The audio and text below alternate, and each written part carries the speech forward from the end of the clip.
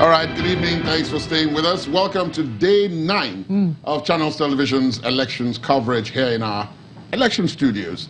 Our expanded coverage has gone on for over a week now, and we will be sticking with it first until February the 23rd, that's Saturday, and of course until the results of the presidential elections and indeed other elections are announced.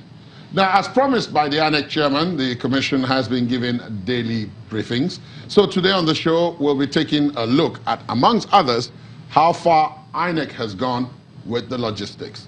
I'm Ladi Akeredolu. Welcome. And I'm Ijoma Onyato. Well, we have just 2 days to go and all eyes remain on INEC. But here at Channels Television, we'd like you to keep your eyes on your area. Now, the idea is for you to participate in reporting this election from the polling unit to what you see around you. So we have a number of ways that you can do that. Help us get an idea of PVC collection success by taking a picture with your PVC and then sending it to #TheVerdict or #2019elections. And don't forget to include your name and your location. You can also send a short video to #PollStream on Twitter, Instagram, and of course on Facebook as well. As you can see, someone sending something into us. This is from Bauchi. All the way, and then here's from Borno. Okay. Right. So now we're going to the far recesses of the country. I'm from Lagos, here in Lagos as well. Lagos, looking very happy with his PVC. Yeah, you'll be surprised at what people have gone through to get those things. Yes, and we can see one from Katsina. This is Katsina, Akwa Ibom. That's right. And then you can also be one of our citizens journalists if you see something. So send it to us by dialing 0144064665. That's the number to call if you want to be one of our citizens journalists. And again, it's #TheVerdict and #2019elections. As you see, some people sending that in. So all this information coming in from you, our web team will be ready and waiting to receive it. And who knows, you might just find yourself on air before you know it, right? Indeed. Now, as we said at the beginning of the program, even as we show some more of the pictures that we've received, we are now we're going to the briefing by the INEC chairman today. Among other things, the chairman did say, and if we're going to highlight just one thing that he said before we take that clip of his briefing today. He did say yesterday they had 95% success of the configuration. Now they've got 100%. And I think that is something that they've talked about. But I think we can call now for the INEC chairman's briefing. That's right. Indeed, I think we can call for the INEC chairman's briefing. Professor Mahmoud Yakubu, today briefing from INEC. What you might call the situation room at this point in Abuja. As I said earlier, yesterday I reported 95% completion of the configuration. I am pleased to report that we have now achieved 100% completion of the configuration. We are good to go on this score. Similarly, I briefed you yesterday that our state offices had commenced the process of inviting stakeholders to the branches of the Central Bank of Nigeria to examine the retrieved materials deployed last week and to witness the batching of materials according to local government areas. Reports we received from the states indicate full compliance. So on this score, we are good to go. Similarly, I briefed you yesterday that having moved the sensitive materials to the 37 states and the Federal Capital Territory, the forward deployment to the 774 local government areas nationwide will commence today, Wednesday, 20th February 2019, and be concluded tomorrow, Thursday, 21st February 2019.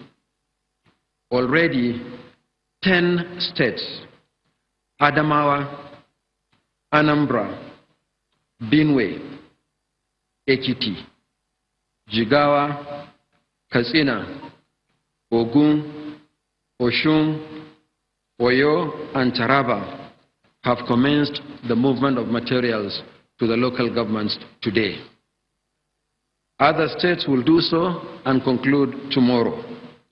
We will give a full rendition of movement to local government areas across all the states of the Federation at the 3 p.m. briefing tomorrow.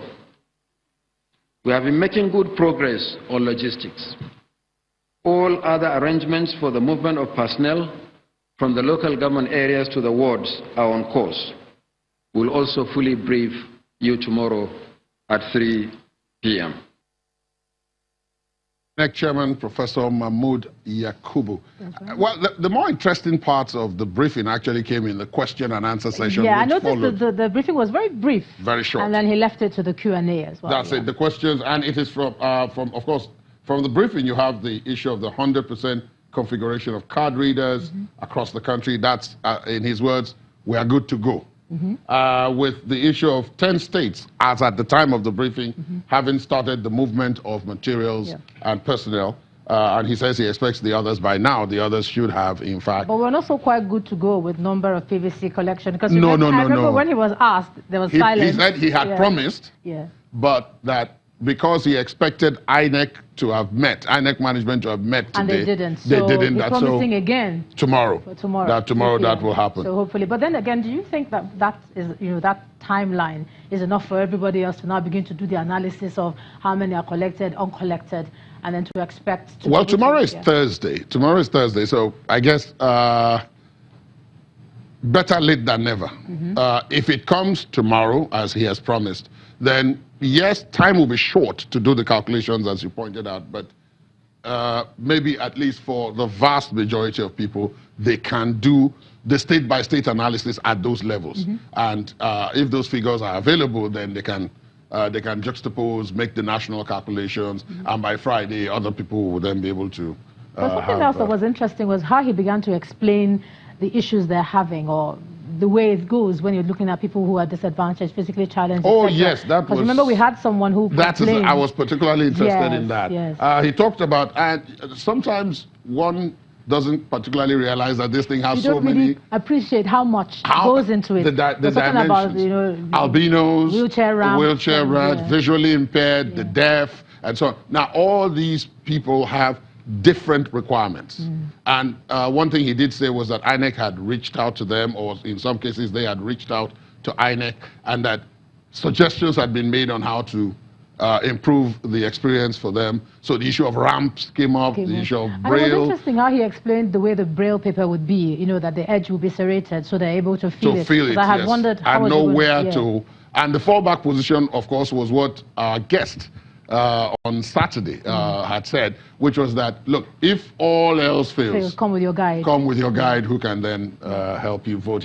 There were quite a number. He even went as far as to appeal to people not to look at the fact that the elections were postponed, but to come out and vote. He said it was traditionally the role for political parties, but that as INEC, they were also joining in asking people to come. Which ties into what our guest from the TMG said yesterday, that perhaps there's a lot of criticism, that it was postponed. So now let's look forward to how they're going to sort it out. And I mean, kudos in some sense, as in the briefings have been coming, as he said they would. As he said they would. Yeah. And in that respect, he talked also about the issue of movement of personnel. There was someone who asked a question about the diplomatic corps, and whether diplomats who were not accredited election observers would be free to move around. I had a feeling he would respond the way he responded. At the end of the day, if you're not accredited to move around, why should you? I mean, if the laws apply to citizens, why shouldn't they apply to others? But it was interesting how he explained the issue of ad hoc staff.